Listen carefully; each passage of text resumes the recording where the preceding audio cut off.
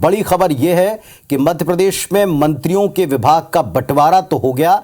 सूत्र बता रहे हैं कुछ विभागों के बारे में, जिसमें सीनियर मिनिस्टर और डेप्यूटी सीएम जगदीश देवड़ा को गृह विभाग, प्रहलाद पटेल को पंचायत और ग्रामीण विकास विभाग, कैलाश विजयवर्गीय को नगरीय प्रशासन विभाग, राजेंद्र शुक्ल दूसरे जो डिप्टी सीएम हैं उनको स्वास्थ्य और चिकित्सा शिक्षा, इंदर सिंह परमार को उच्च शिक्षा तकनीकी शिक्षा विभाग, संपतिया उइके को जनजाति कल्याण विभाग।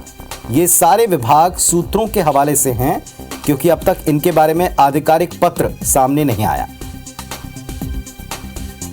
तो मुख्यमंत्री दिल्ली गए, मुलाकात की, वहां से लौटकर आ चुके हैं। इस वक्त वे खंडवा के दौरे पर हैं और इसी बीच सूत्रों के हवाले से खबर है कि मंत्रियों के विभागों के बंटवारे की सूची किसी भी वक्त जारी हो सकती है। विवेक पटैया हमारे सहयोगी हमारे साथ जुड़ गए। विवेक, कितना वक्त लग सकता है सूची के सामने आने में? जो संभावित है इनके बारे में बताएं जो सूची में है। देखिए पुनीत, राज्यपाल के भोपाल लौटते ही जो है ये कहा जा रहा है कि अधिकृत सूचना जो है जो जारी हो जाएगी, अधिकृत सूची जारी हो जाएगी विभागों की। लेकिन अभी जो मंत्रालय सूत्रों की जानकारी है उसके मुताबिक कैलाश दिया जा रहा है। इसके अलावा गोपाल जो अभी पहली बार मंत्री बने हैं और काफी सीनियर नेता है प्रहलाद पटेल, उनको जो है पंचायत एवं ग्रामीण विकास विभाग की जिम्मेदारी दी जा सकती है। इसके साथ ही उच्च शिक्षा और स्कूली शिक्षा विभाग की जिम्मेदारी जो है वो उच्च शिक्षा तकनीकी शिक्षा विभाग की जिम्मेदारी इंदर सिंह परमार को दी जा सकती है। इसके साथ ही डिप्टी सीएम जगदीश देवड़ा को गृह विभाग और डिप्टी सीएम राजेंद्र शुक्ल को चिकित्सा शिक्षा और स्वास्थ्य विभाग की जिम्मेदारी दी जा सकती है। तो अभी जो फिलहाल जानकारी निकल के सामने आ रही है, संपत्ति उइके को जो है आदिम जाति कल्याण विभाग दिया जा सकता है। तो ये जानकारी निकल के सामने आ रही है और अभी कुछ ही देर बाद हो सकता है कि सारी जो है स्थिति जो है साफ हो जाएगी और जो विभाग है मंत्रियों को वो वितरित हो जाएंगे। राज्यपाल के भोपाल पहुंचने का इंतजार है। वो शहडोल दौरे पे थे और उनके भोपाल पहुंचते ही जो है सूची पर हस्ताक्षर होंगे और उसके बाद जीएडी से सूची जारी हो जाएगी। तो ये जो संभावित सूची है जो सूत्रों के मुताबिक आप बता रहे हैं, जिसके ऊपर ये माना जा रहा है कि राज्यपाल महोदय के पहुंचते ही ये जारी हो जाएगी, क्या हम ये मान लें कि आज की तारीख में ये सूची प्रदेश के सामने आ सकती है? क्योंकि इसका बड़ा इंतजार था। मुख्यमंत्री के दिल्ली से लौटने के बाद से अब तक कई कयास, कई अटकलों के दौर भी चल चुके हैं। देखिए, हमने अपने दर्शकों को कल सबसे पहले मुख्यमंत्री मोहन यादव के दिल्ली दौरे की जानकारी दी थी। अचानक वो दिल्ली गए थे और दिल्ली में वो पूरे दिन नेतृत्व से मिले। उन्होंने राष्ट्रीय अध्यक्ष से भी मुलाकात की, उन्होंने अमित शाह से मुलाकात की और काफी मंथन के बाद, क्योंकि एक भारी भरकम नेताओं का एक कैबिनेट इस बार मध्य प्रदेश में है, काफी सीनियर नेता है और ऐसे में उनका एडजस्टमेंट करना मुख्यमंत्री और प्रदेश नेतृत्व के लिए कहीं ना कहीं चुनौती भरा था। और यही कारण है कि इसमें राष्ट्रीय नेतृत्व का हस्तक्षेप है और राष्ट्रीय नेतृत्व से चर्चा के बाद जो है मोहन यादव भोपाल पहुंचे आज दोपहर में और उनका हनुवंतिया जाने का प्रोग्राम जो था वो तय समय पे हनुवंतिया भी नहीं गए। पूरे जो है दिन उन्होंने यहाँ पर एक्सरसाइज की। पूरी सूची पर प्रदेश के नेताओं से, बीडी शर्मा से और हितानंद शर्मा से कई दौर की बातचीत हुई। उसके बाद लगभग सूची अब तय हो चुकी है और इंतजार सिर्फ राज्यपाल के भोपाल पहुंचने का है। राज्यपाल भोपाल पहुंचते ही सूची पर हस्ताक्षर करेंगे, उसके बाद सूची जारी हो जाएगी। तो विवेक, ये माना जाए कि इन सब के बीच में जो अटकलें हैं, कयास हैं, जो सूचियां हैं और कई बार सूत्रों के हवाले से जो नाम सामने आ रहे हैं, नामों के जो विभाग सामने आ रहे हैं, ये तकरीबन तय हैं और इनमें अब बस कुछ मिनटों का, घंटों का विलंब हो सकता है। लेकिन इस बीच क्या कोई प्रतिक्रियाएं मिली? क्योंकि हमने देखा कांग्रेस भी बड़ी हमलावर रही है इस पूरी प्रक्रिया में देर को लेके। देखिए, प्रक्रिया में देरी पर भी कांग्रेस के सवाल उठाए थे। कभी मंत्रिमंडल विस्तार की देरी पर सवाल उठाए, उसके बाद जो है विभाग वितरण पे सवाल उठाए और ये इसलिए भी सवाल उठ रहे थे क्योंकि मुख्यमंत्री का विशेषाधिकार होता है मंत्रिमंडल का विस्तार का भी और मुख्यमंत्री का ही विशेषाधिकार है विभागों का वितरण भी।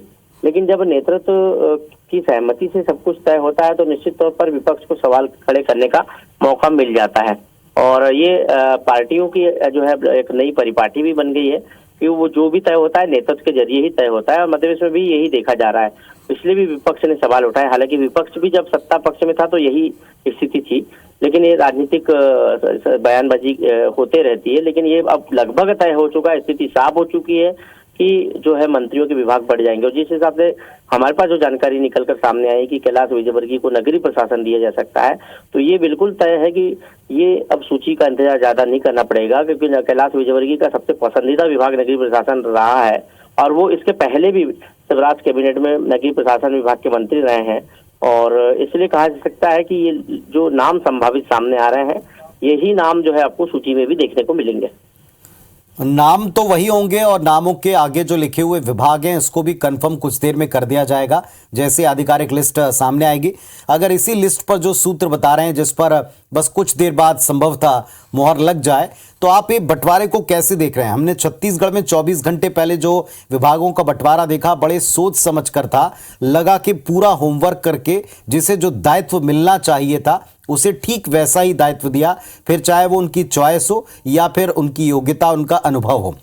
आप किस तरह से देख रहे हैं इस सूची को जिसमें विभाग बटे?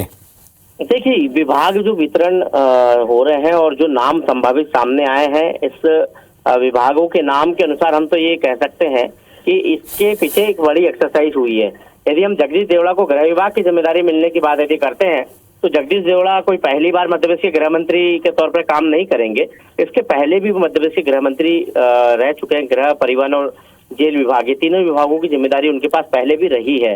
तो ये सोच समझकर उनको जो है गृह मंत्री का जिम्मेदारी दी गई है।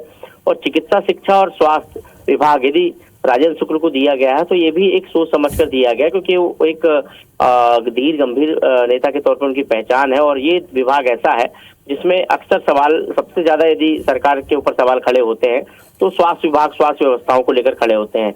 ऐसे में एक ऐसे व्यक्ति को ये विभाग देने की कोशिश की कि ज्यादा विवाद की स्थिति में सरकार न पड़े। चिकित्सा शिक्षा विभाग इसलिए भी महत्वपूर्ण हो जाता है क्योंकि बड़ी संख्या में मेडिकल कॉलेजों का निर्माण मध्य प्रदेश में हो रहा है और ऐसे में चिकित्सा शिक्षा विभाग इस समय काफी महत्वपूर्ण है। इसलिए राजेंद्र शुक्ल के पास ये विभाग जाने की संभावनाएं हैं।